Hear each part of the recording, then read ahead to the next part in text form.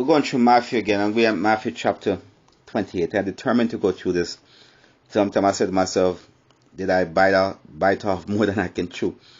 Well, I'm determined to go through this by the grace of God. We're chapter 8, and chapter 8 starts off by saying, when he came down from the mountain, a great multitude followed him. And behold, there came a leper, and worshipped him, saying, Lord, if thou wilt, thou canst make me clean. And Jesus put forth his hands and touched him, saying, I will, be thou clean. He came down from the mountain from teaching his disciples, and a great multitude. And he came, he was upon the mountain, and he went up a little further, and he took his disciples aside, and he started to teach them. When he came down from the mountain, the multitude that came to him, that came up to him, now they all start following him all the way down to the bottom of the mountain. And here comes the leper, saying, Lord, if you he said, Lord, if thou wilt, if you will, you can make me clean. See, this man, you have to exercise faith. You don't just say, Lord, make me clean, but he said, if you want to. If you want to, you can do it. I'm putting this much confidence in you. I'm putting much faith in you, Lord. Here I'm a leper. I can't help myself. I'm unclean. Everybody despises me. Everybody walk away from me because they don't want to be associated with me. But Lord, he came to him, and Jesus didn't brush him away. Normally, when the leper comes around, he's supposed to say, unclean, to tell the people that, I'm a leper. But he came straight to Jesus, and to Jesus, and said, if you can't, if you want to, you can make me clean. And Jesus put forth his hands. You know what? Nobody want to even walk next to this person, but Jesus stretched forth his hands. Imagine that, Yeshua stretched forth his hands and touched him, and said, I will. I want to. I want you to be clean. Be thou clean. And immediately, not way after, but immediately his leprosy was cleansed. His skin get better. Immediately his leper was cleansed. And Jesus said unto him, see thou, tell no man, but go thy way and show thyself to the priest, and offer the gift which Moses commanded for a testimony unto them. Don't tell nobody what happened here. But go on and do what Moses commanded you to do. Do what Moses commanded you to do.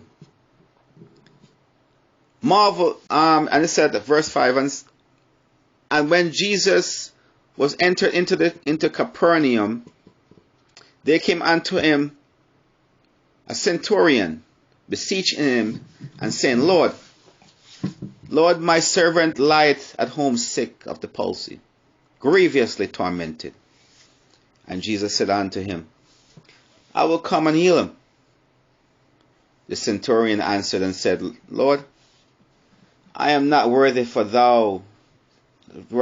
thou shouldest come under my roof, but speak the word only, and my servant shall be healed. For I am a man under authority, having soldiers under me. And I say to this man, go, and he goeth, and to another, come, and he come. And to my servant, do this, and he doeth it. You see, this centurion, this man is not even a Jew. This man is not even an Israelite. Because in the time when Yeshua was there in Jerusalem, it was the people who came back from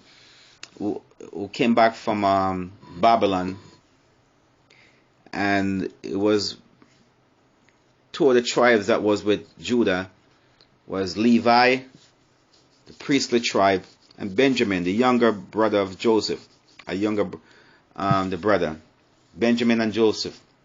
Benjamin and Levi. And they was there in the Israel, and all this, the people was there with Jesus, and not just the Jew and not just the other two tribes that was there, but there was also Gentiles.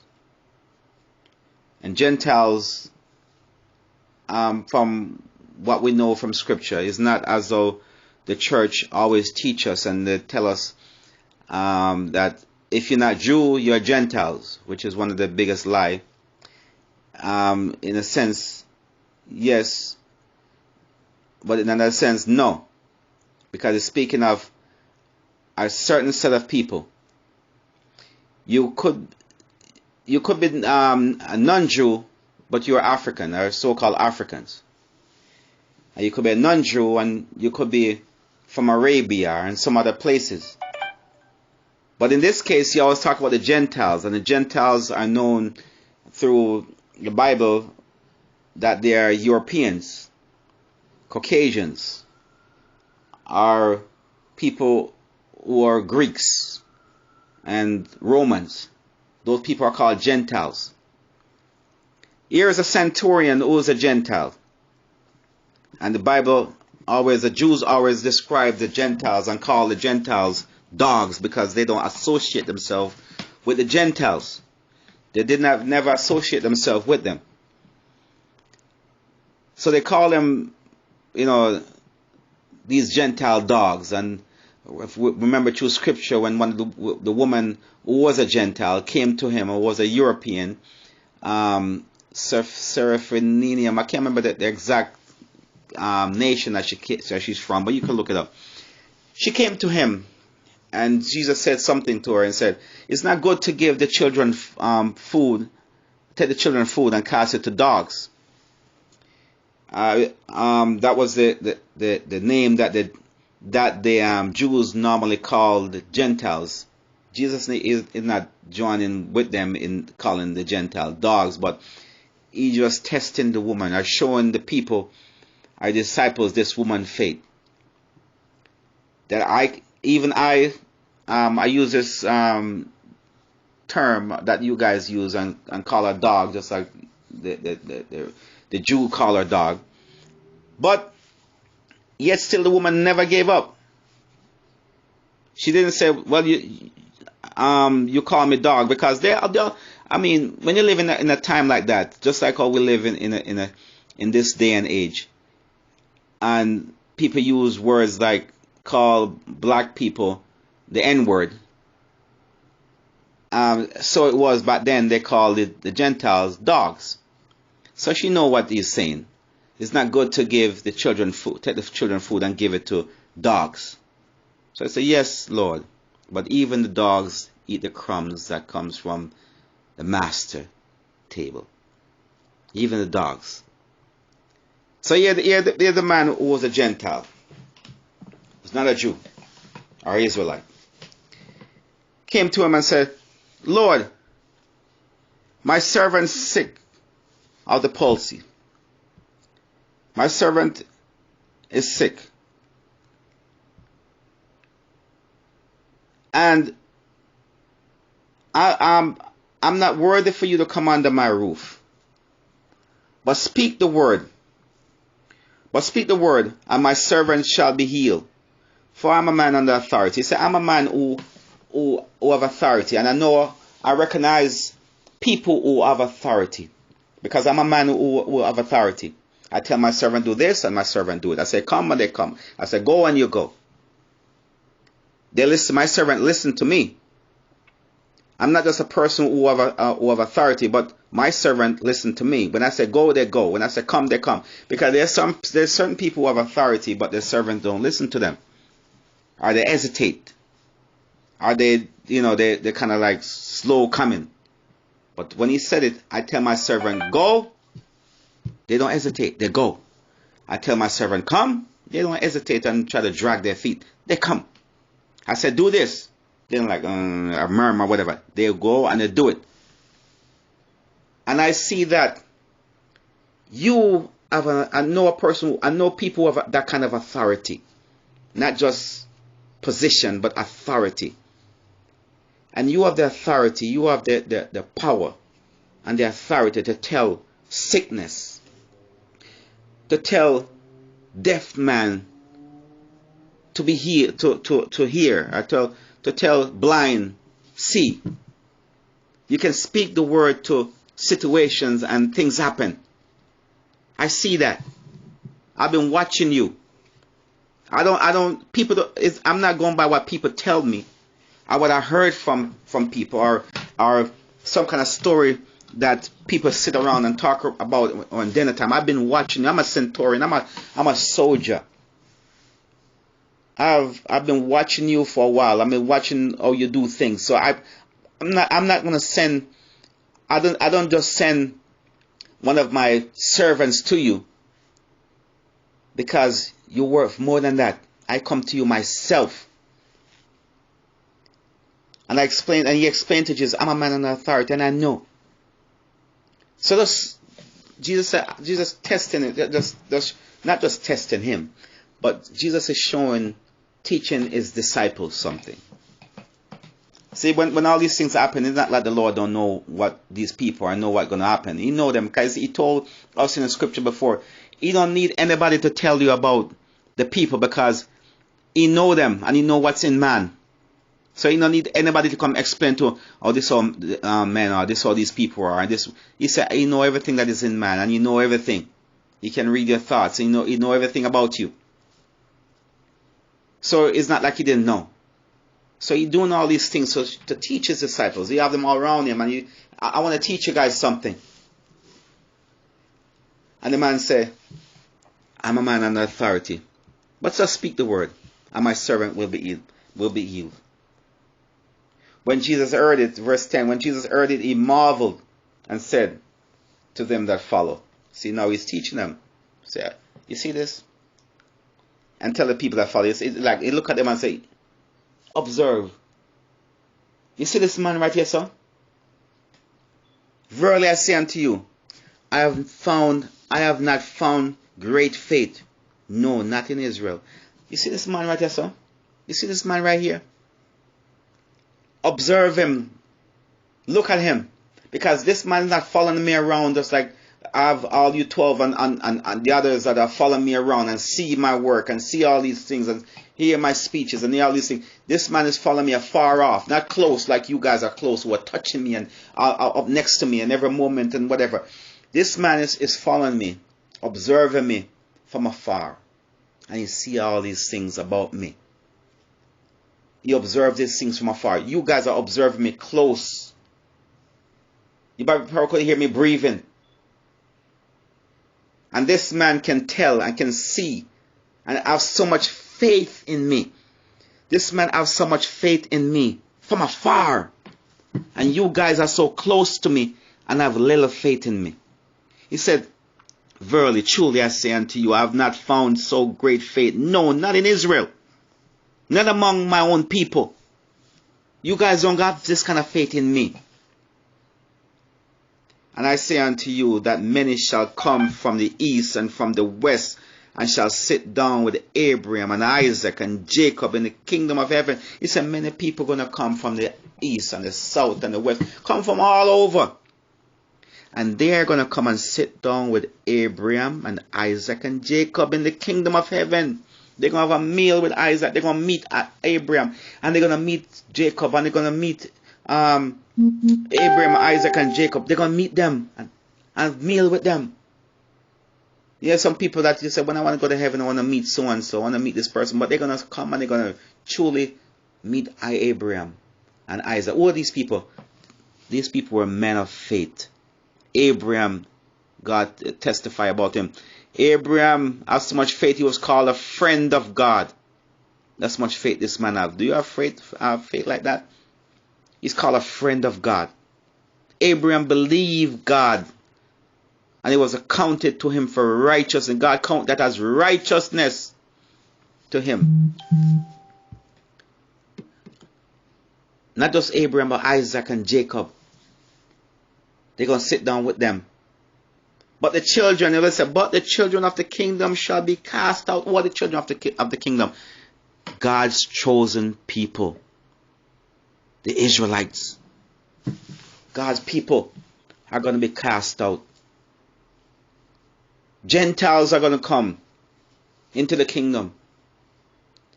Also the different people are going to come into the kingdom from the east and from the west and from the north and from the south.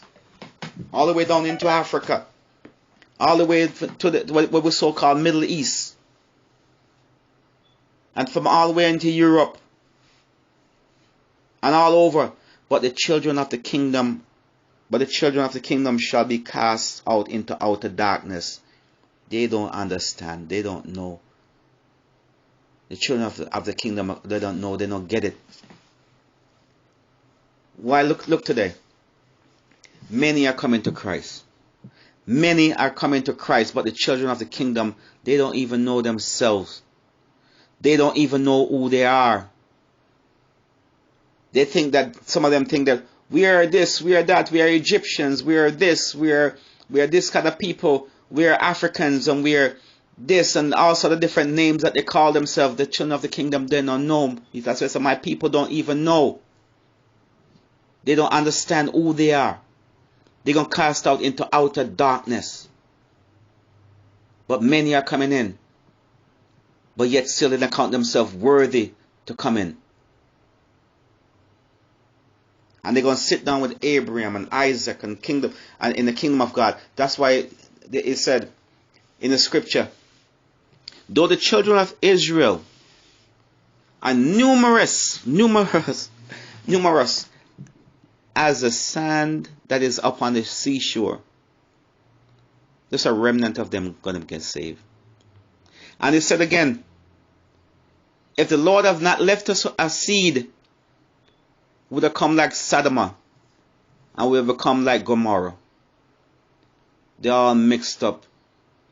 They all mashed up. I heard one person say, oh, can you be the children of God and look how a lot of us are mixed up? Of course they are mixed up. Of course they have been, the seed have been tainted with all different seeds, and they have been mixed up in all over the different people all over the world. That's why some people say, well, I'm half this and I'm half that. I'm part of me of this. I'm part of me of that. And I'm European and I'm Asian. And part of me is Asian. I'm 50% this. I'm 50% that kind of person.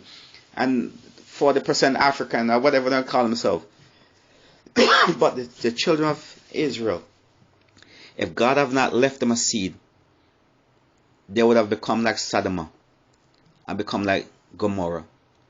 God said, He's the one who preserved the line so that the line would not be corrupted. Yes, a lot of them are corrupted in the sense that they have been intermarriage with other people, with other races, and their race have been corrupted. But God said, I've left them a seed. And if God have not preserved the line, the nation would have been gone already. But it's God's doing. It's God's doing. But God have a people that He have preserved, elect. That's why He said, for the elect's sake. And He said in Revelation that He have called out 144,000 of them, 12,000 from each tribe, that He have preserved for Himself. These are they that's not messed up with women. As to say, these are they that not messed up with women and or whatever. But these people are pure people. The pure line. Are the pure line. They're not mixed up with other races. If you find them today and you say, they will not come and say, well, I'm 40% so and so, I'm 40% this. They are 100% Israelite. They are 100% Benjamin, and 100% Judah, and 100% Issachar, and Manasseh, Zebulun. They are 100%. Not one that is 40 or 50%, but they are 100% Israel. The true Israel of God. But here we tell him, the children of the kingdom shall be cast out into outer darkness. Look at them today. Look at the children of God today. Look how they're behaving themselves. When you see them all over, these are people that is in Isaiah chapter 42 verse 22, what the Lord said about these people today. In Isaiah 42 verse 22. And he said, and I'm reading from the English Standard Version, but this is a people plundered and looted. They are all of them trapped in holes and hidden in prisons. They have become plundered, and no one rescued them, and none to rescue, spoiled, and none to say, restore. In another version said, but this is a people plundered and looted, all trapped in caves and in prison, in dungeons. They have become plundered with no one to rescue them, and looted with no one to say, send them back. No one to say, send them back. These are God's people. All over. Most of them are in prison houses. Most of them are in plundered and all sort of different things happening to them. And no one to say, send them back. No one to say, send them back. You see, the signs of God's people is still upon them. The sign is still upon them. What sign? The curse. God's people are not living under the blessing. They are living under the curse. And if you want to know God's people, look at the curse. What God said He's going to do to His people. The curse is going to be upon them. And if you want to know who God's people is, look all over. And you find a cursed people. A cursed people. But God said, the only person who's going to rescue them is the Lord. And the only time they're going to be rescued is when the Lord come back and rescue them. Because nobody is going to rescue them. Nobody can rescue them. Just like in the days of when they was in Egypt. When they were in Egypt, there's no way that the Egyptian would have let them go. And nobody, no nation, nobody could have rescued them from the Egyptians. But God sent Moses. And with a strong hand and with a stretched forth arm, the Lord rescues people from the Egyptians. And the Egyptians hurry up and set them free and let them loose. And they left the place with a lot of spoils, a lot of riches. God said, I'm going to send you a prophet like Moses in the last days. I'm going to send you a prophet like Moses. Yes, the Lord's going to come back. And He's the one who's going to send forth and rescue His people from the north and from the south, from the east and from the west. He's going to rescue them because nobody else can rescue them. But God's going to rescue them. Let me get back to this chapter. But the children of verse 12. Verse 12 in Matthew chapter 8, verse 12. But the children of the kingdom shall be cast out into outer darkness. There shall be weeping and gnashing of teeth. And Jesus said unto the centurion, Go thy way, and as thou hast believed, so it be done unto thee. So go your way, and as you believe, be it done unto you. I'm not just going to say it like your servant are ill, but as you believe, be it done unto you. As you believe. To show that this man has so much faith in me, I'm going to leave it up to you. It's in your hands.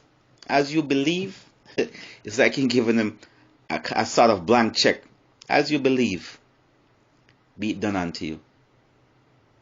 If you believe that your servant is going to get up right away and run around the building, be it done unto you. As you believe, be it done unto you. If you believe that your husband is going to leap up in the air and whatever, as you believe, be it done unto you. You have so much faith in me. I'm not going to just say the word. I'm going to give you a blank check. You write it, my friend. You write it. Because you have so much faith in me. And said, and his servant was healed in a self same hour. And when Jesus was coming to Peter's house, he saw his wife mother lay and sick of a fever, and he touched her hand, and the fever left her. So he went into Peter's house that same day, and Peter's mother-in-law was sick, and he touched her hand, and the fever left, and she arose and ministered, and she arose and get them some food and take care of them, minister unto them. And when even was come, they brought unto him many that were possessed with devils. In the evening, after they finished eating stuff, and in the evening, they're bringing a lot of people to him. Many, not just, imagine that, many that was possessed with devils. So in that time, in that place, many that were possessed with. You see, we live in a time that there are a lot of people. It's not just back in that time people were possessed with devil. But even in this time that we're living in, many people are possessed with devil. They're demonic possessed. There's some things that you see some people doing. It's not natural. There's some people are walking around you. It's like demons walking around you. If it wasn't for the grace of God, I tell you, we would have run for cover. But many that was possessed, this is not natural. We accept a lot of things today that those people back in those times would not accept as natural. How can a man walk around marking up himself and painting up himself? And that is not natural. Putting stuff in their eyes and doing all sort of things to themselves. Saying certain things and acting a certain way and behaving a certain way and killing and plundering. All of it. That's a person who's demonically possessed. That is not natural for a person to do those things. It's not natural, and we accept these things as natural. But these people are demonically possessed. These people have the insight. These people have the, at least they have the knowledge and the wisdom to see that these things are not natural. These people are not normal people. Things we call normal today. These are not normal people. And they bring people who are possessed with devils. Not just devils. You can look at some people, it's not just one thing they're doing. Some people, they're painting up themselves, they're cutting themselves, they're so-called tattooing themselves. All sort of things that they're doing, painting, cutting, piercing, stripping themselves and saying some things. And I can't imagine what they're doing, but possessed, it's not just one devil, it's devils. And he cast out the spirits with his word. Just his word. He cast out the spirits. And heal all that are sick. See, these people are sick. It's not normal. These people are sick. Spiritually sick. Because if people are thinking right, you don't go and mark up yourself. Well, you need to put marks all over your skin. If you're thinking right, you want to go out there and sticking stuff in your flesh and doing all sorts of. This is not normal. You're sick. That it might be fulfilled which is spoken by Isaiah the prophet, saying, himself took our infirmities and bare our sickness. Took it upon himself and bare it for us. Who could have done that for us? Which other person could have healed these people of their sickness? Only him. He took it upon himself to do it. He took our sickness and bear our sorrow. He's the only one who could have done it for us. Who could have done it for us? If somebody else could have done it for us, he wouldn't have come. He would have came here and died if there was another way. Remember what he said in the garden? Father, if there was another way, let this cup pass from me. Nevertheless, not my will, but thy will be done. If there's another way, he took all these things on himself. He took it up. Nobody else would take your place. Nobody would take your side. Nobody will care for you. Nobody would reach out to you. He took it upon himself to pass by your way. He took it upon himself to take time out to reach out and touched the crippled man. He took it upon himself to go out of his way and heal the blind man, heal the leper. Nobody else cares for you like he cared for you.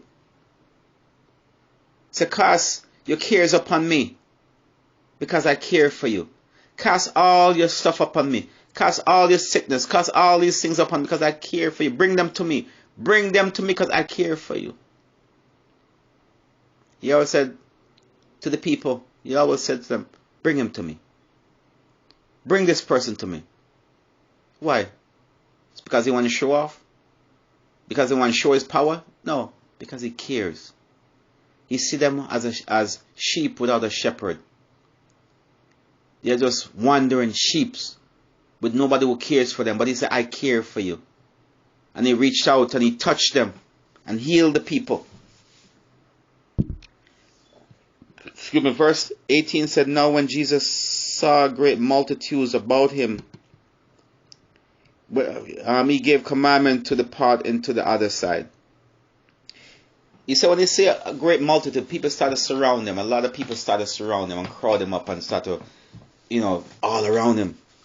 He said, let's go over to the other side. And certain scribes said unto him, Master, I will follow thee. Here comes the scribe now. And wheresoever thou goest, I will follow thee wheresoever thou goest. And Jesus said unto him, the foxes have holes and the birds have nests, birds of the air have nests, but the Son of Man have nowhere to lay his head. This man come and say, I will follow you. The scribe, it's a religious man here, come and say, I will follow you. I love the way you teach. I love this about you. I just like the way you teach. I want to hear more. I want to get more of the words that you're speaking. I spake words before to the people because I'm a scribe.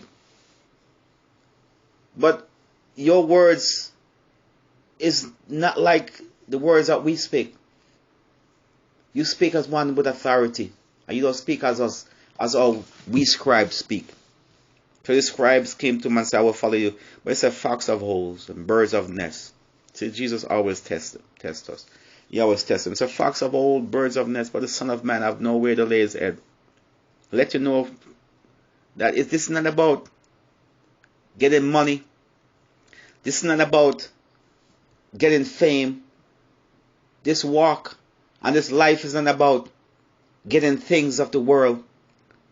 It's not about trying to go about getting a big mansion or going to a nice hotel or flying some private jets or first class or whatever. The Son of Man have nowhere to lay his head. I have nothing. Follow me. You're not going to get rich by following me, buddy. Consider before you come.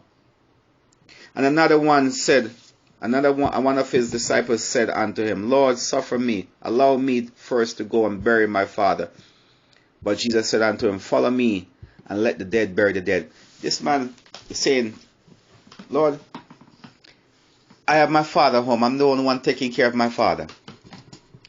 Allow me to just, I was staying when I finished taking care of him and when he died, because he don't look like he have much time to live.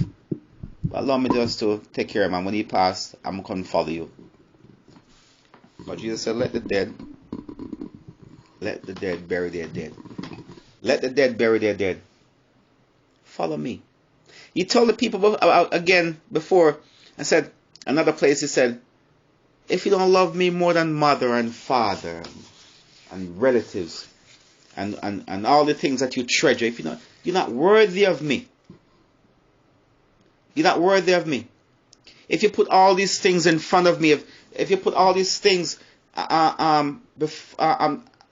in front of me or before me, and said these things come first, I must come first in your life. I must come first. Because you see, when mother and father forsake you, I'm still here. I will never forsake you.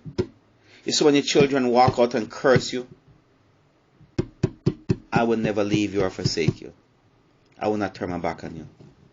It's when everything husband and run off and left the wife, and the wife run off and left the husband. Jesus said, I will never leave you. Never leave you. Never leave you. You're not going to do something that's going to call me. I will never leave you, and I will never forsake you. Don't put nobody in front of me. As I used to say, don't compare me with nobody else. Don't compare. If you know who I am, you can never compare me with your children. You could never compare me to your husband. You could never compare. Who gave you these children in the first place? Who gave you these children? Who gave you all these children? In Psalm 139 and verse 14 it said, or 13 rather, he said, for thou hast possessed my reins and hast covered me in my mother's womb. You are the one who possessed my reign and cover me with flesh and cover me in my mother's womb. I will praise thee, for I am fearfully and wonderfully made. And wonderful and marvelous are thy works. What works? What you done in me, to me. I am thy works. I'm thy workmanship.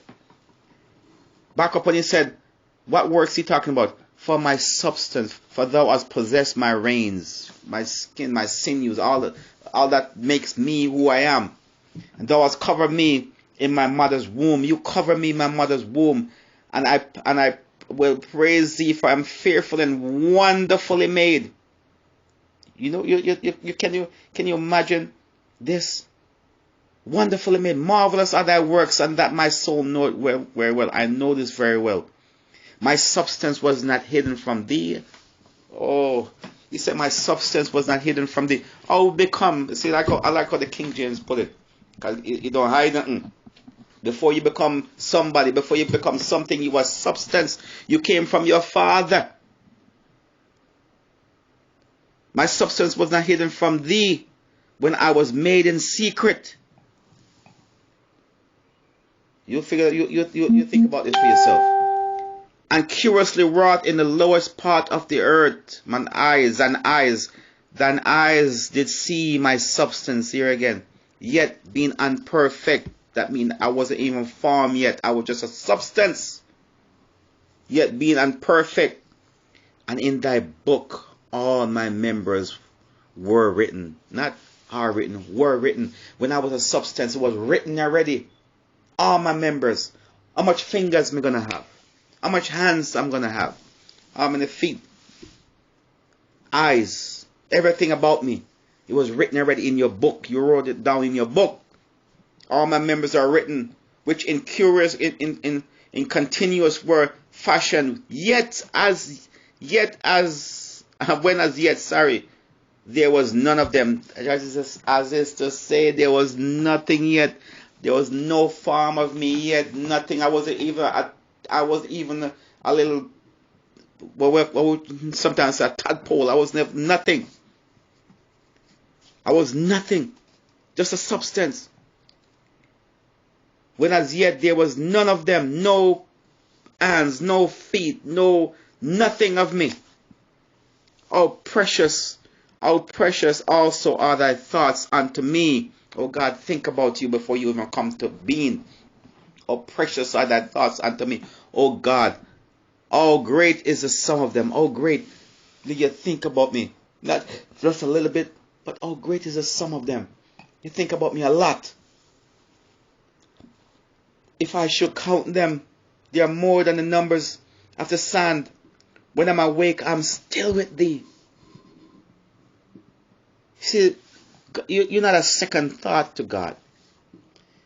God doesn't just think about you when the husband and the wife get together. It was your members, everything about you was already written down in God's book before they come together. Before they come together, God already written everything down about you. I plan you out. How great is your thoughts towards me? How great is the sum of them? If I could count them up, they're more than the sand upon the sea. God's think about you. And that's how much God think about you before you even get here. He planned everything out for you. It got to the scripture, it said, and when he was entered into the ship, that he told that man, let the dead bury the dead. Let the dead go back and bury the dead. He's not telling the man not to go on, not to bury like he don't care about him burying his father and taking care of his father. But don't put anything in front of me. If you're gonna go do that, go do that. Don't come say I'm gonna follow you, but let me do this first. If you're gonna do that, go do it. But if you're gonna follow me, follow me. Don't put we in the same sentence. Don't put we in the same category. Don't put us together. If you're gonna do that, do that. But if you're gonna follow me, follow me. And when he was entering the ship, now he said, he said that he's going to the other side. He told his disciples, let's go to the other side. That's when these men came to him and said all these things to him. His disciples followed. When he was entered in the ship, his disciples followed him. When he go into the ship and his disciples followed him, and behold, there arose a great tempest in the sea. You see, after they go through all these things, now God's ready to test them. The Lord ready to test them. Yeshua ready to test them. You see, when you go into a classroom, normally the teacher will write out certain things on the chalkboard, and the board. Back in the days, it used to be chalkboard. I guess now we don't use chalkboard anymore. But they write things on the chalkboard, the formulas and all these other things. Then we go into the laboratory, and we're going to put it to the test. All the formulas that we have written down on the chalkboard. Now we're going into the laboratory. We're going to put it to the test. He wrote all these things down and go through all these things with the disciples. Now we're going to put the disciples to the test. He went into the boat with them, and here the boat, and behold, there arose a great tempest. Not just a little thing start happening in the water. So it's not just like a small little boat. They go into the boat, and a great tempest in the sea. The sea was really shaking and doing its thing. Insomuch as the ship was covered with waves. Insomuch as the ship was covered with the waves. Imagine that the ship was waves just come whoosh, flashing all over the boat. They was there trying to keep the boat afloat, and they was like, trying to keep it from sinking and all this other thing according to what they're doing. But he was asleep. The ship was covered with water, with wave. There was wave splashing everywhere. But yet still, the Lord was sleeping. As if that don't even matter to him. It does matter, but as if that don't even shake him. Let me go on. He was asleep, and his disciples came to him and woke him, saying, Lord, save us, we perish. When he said unto them, Why are ye fearful? Oh, you have a little faith. He said, the ship, Jesus said, let's go out there. They've just finished doing all these things here, and all these miracles, and all these things that the Lord just talked to them about, and so on, and the centurion, and all these other people who ministered to the man who showed him so much faith in him. And you talk about them, some of them probably like, Lord, they probably was there like, I have faith, I believe you, I have faith in you too. I believe you could heal the man. I believe you could do such and such a thing. The scripture don't say it, but I'm just putting that in there. Imagine you're there with him, and Jesus said, I have not seen such great faith, no, not in Israel. And some of them probably said, I have faith, I believe you, I believe you can do all these things. But now he took them out to the sea. He took them out to the sea to test them, and he lay down and sleep. He wasn't pretending to sleep. He was sleeping. He wasn't worried about anything. So he fell asleep, but he was asleep. And his disciples was trying to get the boat together and trying to get it to shore. They was, doing their thing, and all this. And then they probably remember, wait a minute. Lord, Jesus, where's Jesus at? Why not over here helping us or whatever? And they look and they see him over there asleep. And they're like, Lord, you don't care that we perish? We're about to die here. You don't care? The Lord look at them and say, oh, you have little faith. You guys, what little bit of trust you put in me? Then he arose and rebuked the winds and the sea, and there was a great calm. But the men marveled and saying, what manner of man is this that even the wind and the sea obey him? See, he put them to the test to see if they're going to trust him. He talked about the centurion. I have not seen so great faith. No, not in Israel. I believe if a centurion was in a ship with him, he'd probably sit right beside Jesus and say, you know what? You can do this also. This is nothing for you. You must sleep. Don't ever wake him up. Because this boat going down. I know this man is man of God. And this man has so much life in him. There's no way this boat going to go down and cause him to drown. This man is not going to drown. And because he's not going to drown, I'm not going to drown. I'm going to stay right here with him. I'm never going to wake him up. I'm going to see what's going to happen if this boat going to sink with me and him in it. Because even if this boat sink, all of us going to stay on top of this water right here because he's not going to let us go down. And he's not going to sink. This water is not going to take him in. This boat may sink, but he's going to stay afloat. And he's going to lay on top of the water until he reaches shore. And I'm going to be right there with him on top of the water. So he said, what little bit of faith? I'm here with you. I'm here with you. What a little bit of faith you put in me. You don't trust that we're going to make it to shore. I'm here with you. Physically here with you. I will take you through this. I will take you through this fire. I will take you through this flood. I will take you through. I'm here with you. When we are living, when we realize that God is with us, when we realize that, the Lord is there with us, we can rest assured knowing that we are going to make it to the other side. The angel came to Peter and told Peter, rest assured, Peter. Rest assured. You are going to be alright. And everybody in this boat, I'm going to give them to you also. You're going to be alright in this boat. Paul stopped worrying. Paul said, brothers, gather yourself up and come over here and eat some bread and stop worrying yourself so much. The Lord, I had a vision from the Lord last time. The Lord told us that we're not going to drown. We're not going to die in the sea. We are going to make it across over here. But we're going to end up on an island somewhere. But all of us going to be alright. You think Paul worrying anymore? Paul relax and start to get some food, eat, and so don't fret yourself. Eat some food and don't worry yourself and kill yourself and whatever. We're going to make it. When you get that assurance, you can relax. You know that the Lord is with him.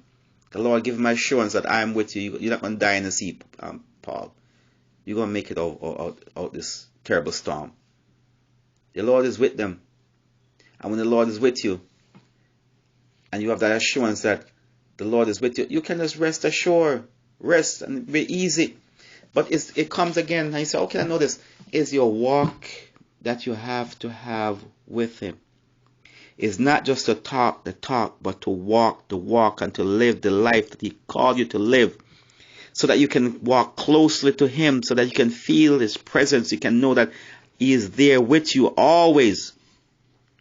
That you're not walking this journey by yourself. You're not living this life by yourself, but you are living this life with him. And he's living this life with you.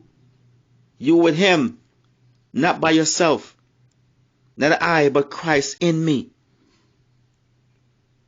So when you just a part-time Christian, I use the word Christian. I don't like to use the word Christian. But when you're just a part-time Christian, so when I say Christian, you guys know what exactly what I'm talking about. When you're just a part-time, living this life part-time, when you're just 1 minute you're here and 1 minute you're not a Christian, from Saturday night to probably like Monday morning, you're a Christian, but the rest of the week it starts fading away until you get back around Saturday night again. For some of you, you start to play that church music again. Part-time Christian. Or you expect to feel the presence and know that God is with you. Or you cannot have that kind of testimony for people who know God and who are walking with Him. And who have that kind of relationship with Him. Like the man said, He walks with me and He talks with me and He tells me that I am His own, and the joy we share as we tarry there, none other has ever known. It becomes personal. It becomes something between you and Him, a life between you and Him. And He will show you things that eyes have not seen and ears have not heard. What is hidden from the wise and the prudent, He revealed to you who are babes and sucklings. Because the more you walk with Him, the more you become like children, trusting Him, trusting everything to Him. Trusting everything to Him. This is no ordinary walk. This is no ordinary life. Let's go back to the scripture where it said, Then He arose and broke the sea and the wind, and there were a great calm. But the men marveled and said, What manner of man is this that the wind and that even the wind and the sea obey Him? What manner of man is this? What He been trying to tell them from the beginning? What He was trying to show them from the beginning? So they said, What manner of man is this? And when He was come in unto the other side, into the country of the garrisons, there met Him two possessed with devils. Here you go again. Two possessed with devils, coming out of the tombs, seeking exceeding fierce, so that no man might pass by the way. And behold, they cried out, saying, What have we to do with thee, Jesus, thou son of Yeshua, thou son of God? Art thou come hither to torment us before the time? Here the devils and the two men who were possessed with devils came out and to say to Him, because they recognize who He is. Even the devils recognize who He is, and we who claim that we are children of God don't even know who Jesus is. Imagine that. Here they came off the boat. They said, What manner of man is this? Who is this that we are in the presence of? That even the winds and the waves obey Him. No, we met even the enemy, the devil, come out and say, What have we to do with thee, Jesus, thou son of God? Here who He is? He's the Son of God. That thou come and torment us before the time. No, the devil come out and said, Thou Son of God, thou come to torment us before the time. They have a time when they know that the time's almost up, and they're wondering, are you going to come and pronounce judgment upon us? And it's not time yet for us. That's your time to reign and to do what they're going to do. So you say you're going to stop us from doing what we're supposed to do before time. And there was a good way from them, a herd of many swines feeding. So the devil besought Him, saying, If thou cast us out, see, then realize and they recognize His authority. He said, If you cast us out, suffer us to go away. Suffer us to go away into the herds of swine. Don't just cast us out. Suffer us to go into the swines, into those pigs over there. And He said to them, Go. He gave them the authority. See, Jesus have the authority. They just don't get up and say, He's gonna cast us out and we're gonna do whatever. He said, Allow us to go into the swine. Make us to go into the swine. Allow us to go. And Jesus said, Go. And when they were come out, they went into the herds of swine, and behold, the whole herd of swine swine run violently a steep place into the sea, violently down a steep place into the sea, and perish in the water, and they die in the water. So all the swines run down into the sea and die in the water. And they that kept them fled and went their way into the city. So the people who was watching the swines left, because they never seen something like this before. They left and went into the city and tell the people what happened, what they saw, what they told them. that these two men who was possessed, who were tied up with chains, and nobody could have angled them. All of a sudden, this man Jesus came over here. We've been hearing about this man. Now he's over in our country. He's over in our country, and as soon as he get over here, look what happened. He caused all our swines, all our money, all our things that we have to run down into the sea. These man that wasn't even concerned about the man who was possessed with the devil. They wasn't even concerned that they have devils in their presence. They wasn't even concerned that this man have been freed from the devils that possessed him. These men. But they went back and tell the people, behold, the city came out. And they talk about what happened to the man who was possessed with the devil. They told them what happened to the man who possessed the devil, that the devil is no longer with them. The man is in his sound mind. The man is okay now. And the swine that was there, they run, and all our money, we lost all our money because all the pigs run down into the sea and kill themselves. And behold, the whole city, everybody in that city came out to meet Jesus. They all came out to meet Jesus. They thought this was something good. And they saw him.